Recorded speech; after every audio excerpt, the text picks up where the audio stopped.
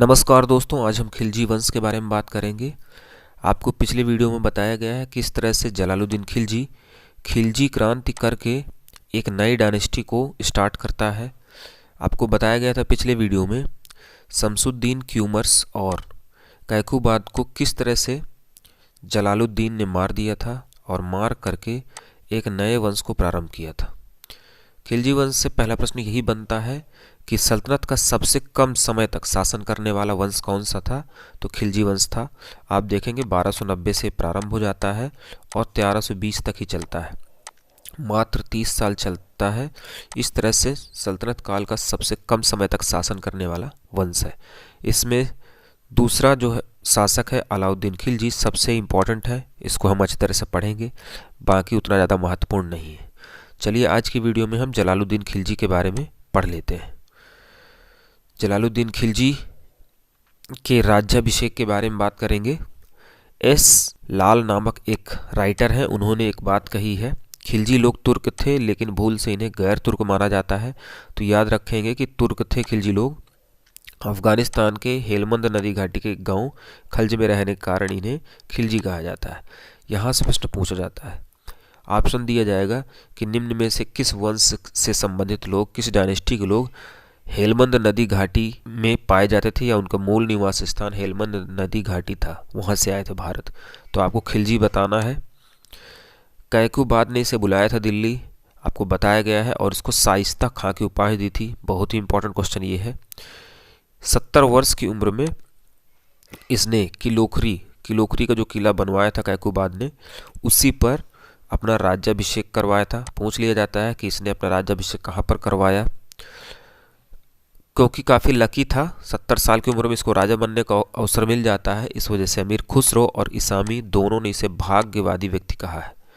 तो किस व्यक्ति को भाग्यवादी कहा गया है अमीर खुसरो के द्वारा, आप इस व्यक्ति का नाम बताएंगे। सुल्तान बनने के पश्चात इसके समय में विद्रोह हुए तमाम सारे, लेकिन विद्रोहों के प्रति इसने उदारता का परिचय दिया और इस वजह से इसकी नीति को उदार निरंकुशता कहा जाता है। यानी निरंकुश तो था लेकिन फिर भी इसने उदारता के साथ अपनी काम को निपटाया था। इस वजह से इस नीति को उदार निरंकुशता कहा जाता है। इसने अपने विद्रोहियों के प्रति दुर्बल नीति अपनाई थी और क्या कहा करता था, मैं एक वृद्ध मुसलमान हूँ और मुसलमानों का रक्त बहाने की मेरी आदत नहीं है। यही स्टेटमेंट पूछा जाता है। ये स्टेटमेंट किस सुल्तान का है, आपको जलालुद्दीन खिलजी का नाम बता देना है। लेकिन फिर भी एक दो ऐसे विद्रोह हैं, जैसे मलिक छज्जू का विद्रोह, सीदी मौला का विद्रोह, जिससे इसने काफ़ी कठोरता से दमन किया था। तो क्या है मलिक छज्जू का विद्रोह, देख लेते हैं। कड़ा मानिकपुर नामक जगह पर सूबेदारी थी मलिक छज्जू की। मलिक छज्जू सूबेदार था पहले, ये क्या था, बलबन का भतीजा था। बाद में मलिक छज्जू क्या हो गया, स्वतंत्र हो गया। स्वतंत्र होकर उसने सुल्तान मुगीसुद्दीन की उपाधि धारण की। स्वतंत्र होने के पश्चात इसने खुतबा पढ़वाया और अपने नाम के सिक्के चलवाए।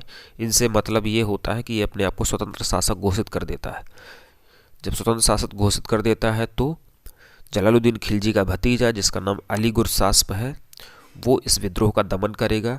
जब दमन कर देगा तो खुश होकर के जलालुद्दीन खिलजी अपने भतीजे अली गुरसास्प को कड़ा मानिकपुर की सूबेदारी प्रदान कर देगा। यही अली गुरसास्प अगले वीडियो में हम पढ़ेंगे, अलाउद्दीन खिलजी के नाम से जाना जाएगा। इस तरह से अगला विद्रोह है सीदी मौला का विद्रोह। ईरान से आया हुआ एक फ़कीर है, दिल्ली में रहकर खानकाह चलाता है। खानकाह से तात्पर्य यह है कि एक भवन होता है, वहाँ पर धार्मिक चर्चा किया करते हैं, लोग आते हैं, अपना धार्मिक चर्चा वाद विवाद करते हैं और अपना घर चले जाते हैं। तो इस तरह से खानकाह चलाते थे। भोजन वोजन की भी व्यवस्था होती वहाँ पर लोगों के लिए। नासिरुद्दीन की बेटी से विवाह कर लिया है। नासिरुद्दीन महमूद पिछला जो सुल्तान, उसकी बेटी से विवाह कर लिया और सपना दिमाग में पाल लिया कि मैं भी राजा बनूंगा।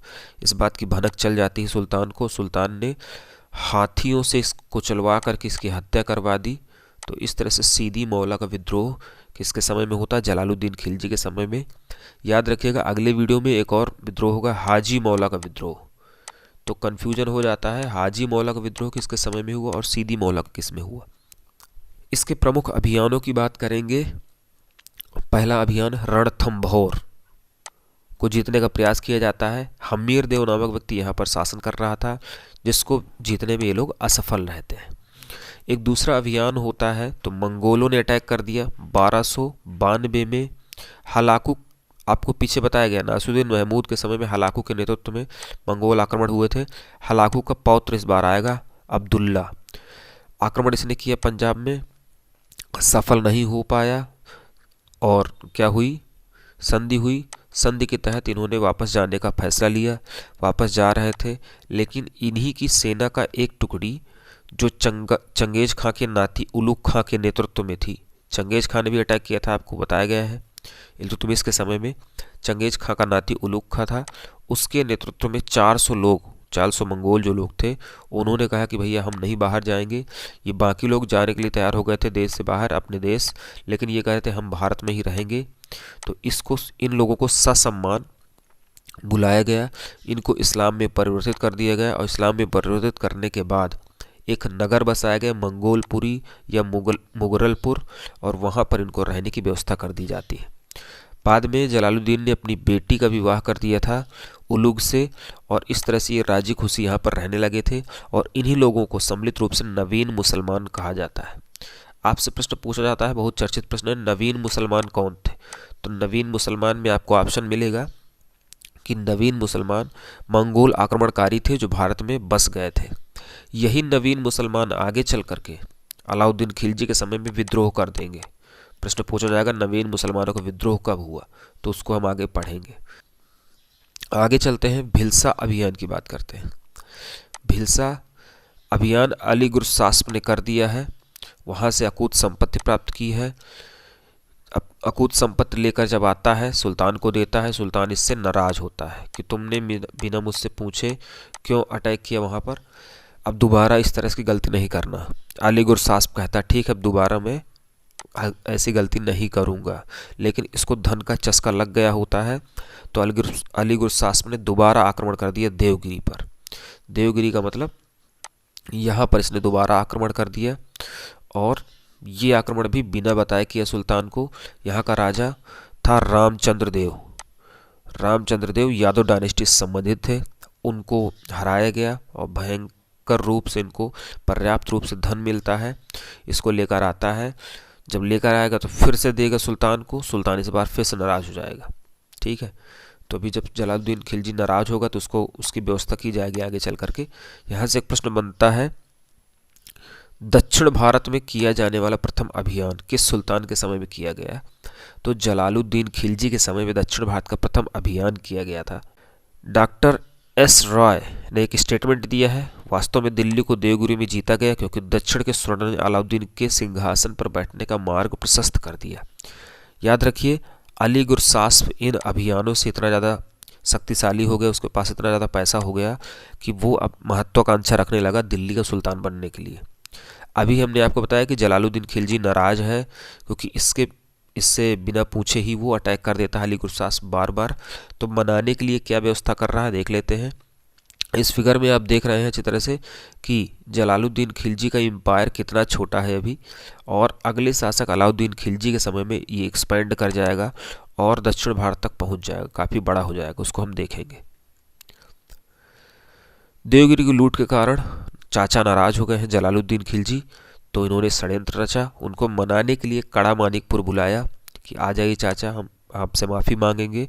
और इस तरह से अलाउद्दीन ने अपने भाई अलमास बेग, तो अलाउद्दीन भी हो गया, अलमास बेग को भी ले लिया और 2-4 लोगों को ले लिया, और षड्यंत्र से छुरा भोंक करके हत्या कर दी जाती है किसकी? जलालुद्दीन खिलजी की।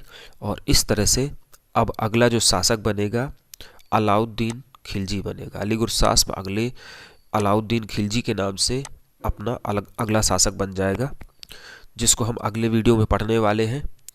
अलाउद्दीन खिलजी की इतनी सारी बातों को पढ़ेंगे, काफ़ी बड़ा वीडियो होने वाला है। अगर आपको वीडियो पसंद आ रहे हैं अपने दोस्तों को ज़्यादा से ज़्यादा शेयर करिए। मिलते हैं अगले वीडियो में, तब तक के लिए नमस्कार।